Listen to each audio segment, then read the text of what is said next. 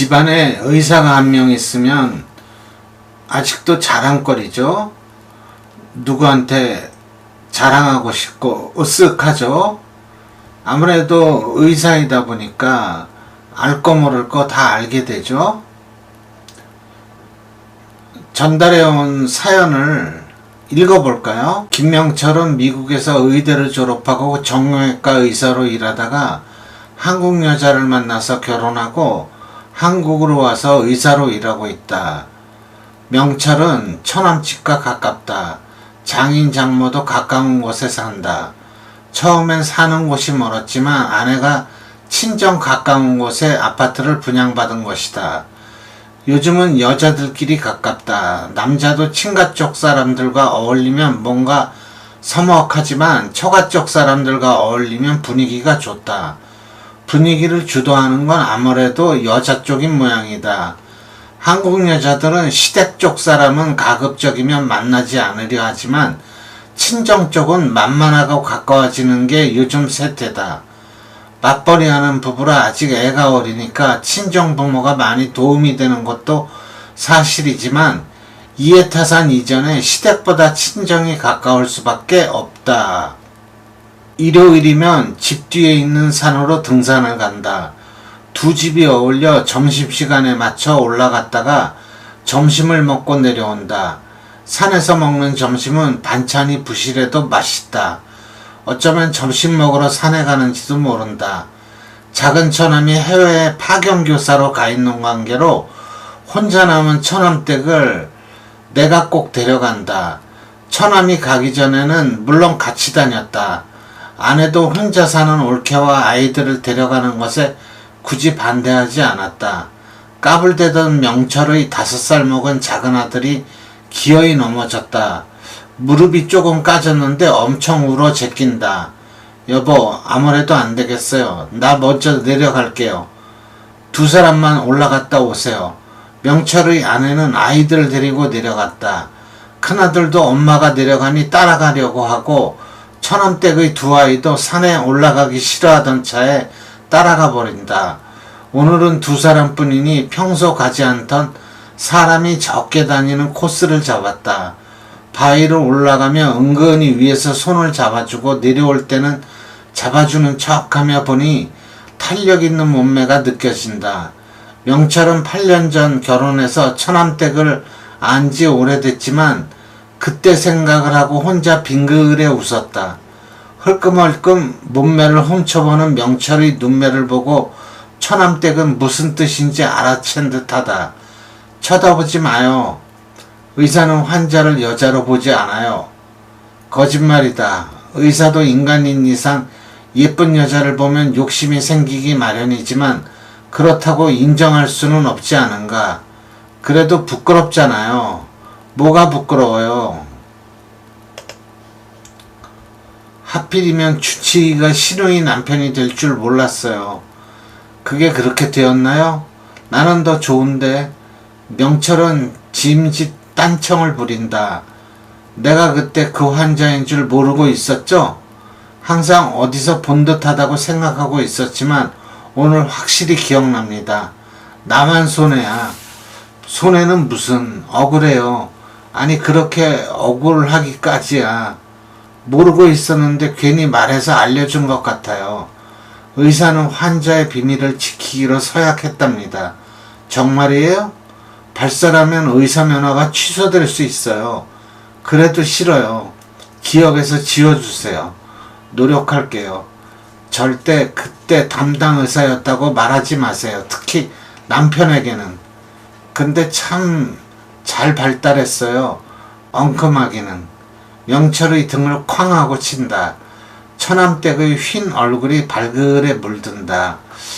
아마 결혼 이전에 처남댁을 환자로 봐준 적이 있었던 모양이네요. 물론 의사가 환자의 비밀을 지켜야겠죠. 계속 한번 볼까요? 명철은 처남댁이 밝고 귀여운 여자라는 생각이 들었다. 같이 있으면 그냥 기분이 좋고 자꾸 보고 싶은 여자라는 생각이 들었다.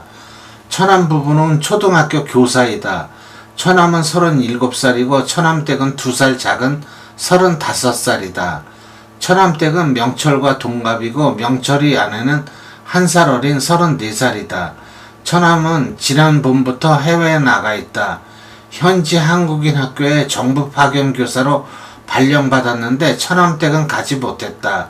초등학교 교사 중 외국 발령은 경쟁이 치열하고 일단은 우수한 교사라는 자부심이 있다. 물론 근무 평점에 반영된다. 부부가 동반 부임하기도 하나 자리가 한 자리밖에 없어 부득이 혼자 가게 되었다. 가깝다고 해도 비행기 싸기 만만찮아. 방학 때나 나온다. 일요일에 집에서 쉬는데 처남댁이 전화를 했다. 무릎 앞쪽에 혹이 났다는 것이다. 크기를 물어보니 밤톨만 하다는 것이다. 이야기를 들어보니 보지 않아도 관절의 물주머니가 터진 것을 나는 알았다.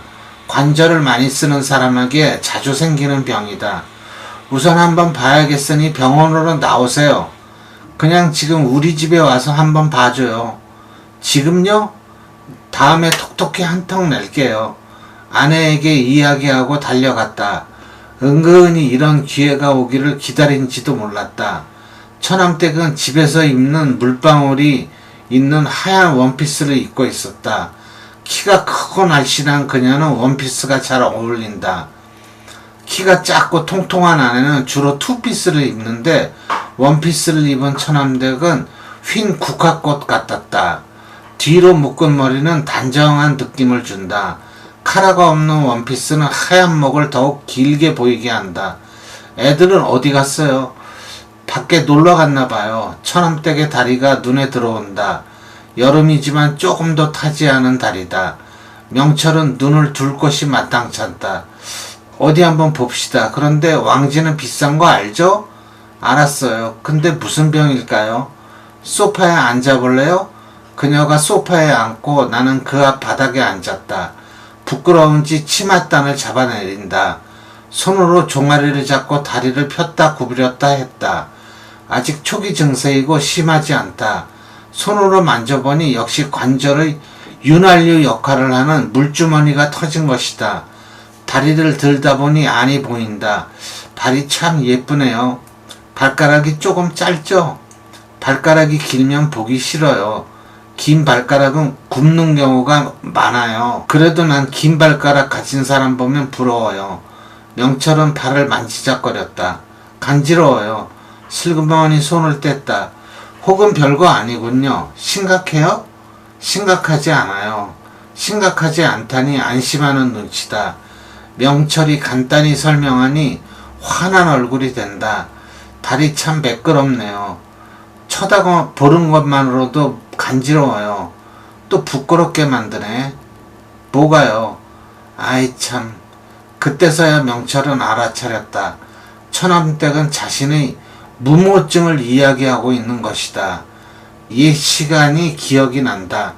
당시 일을 생각하니 갑자기 미안하기도 하다. 왕진비 뭘로 주시렵니까? 커피로 안 될까요?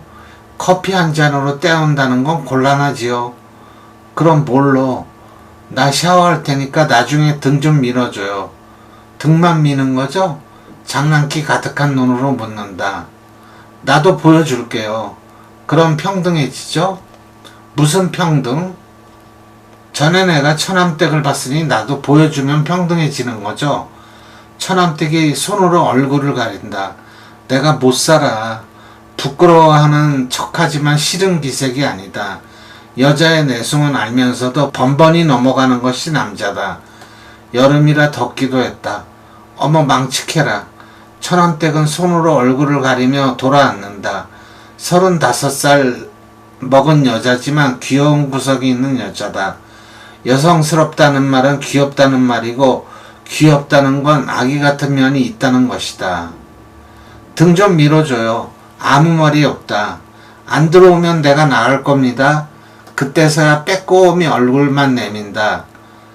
명철이 손으로 잡아당기니 못 이기는 척 들어온다. 얼굴은 손에 파묻은 채다. 왕진비 대신입니다. 정성 들여야 해요. 알았어요.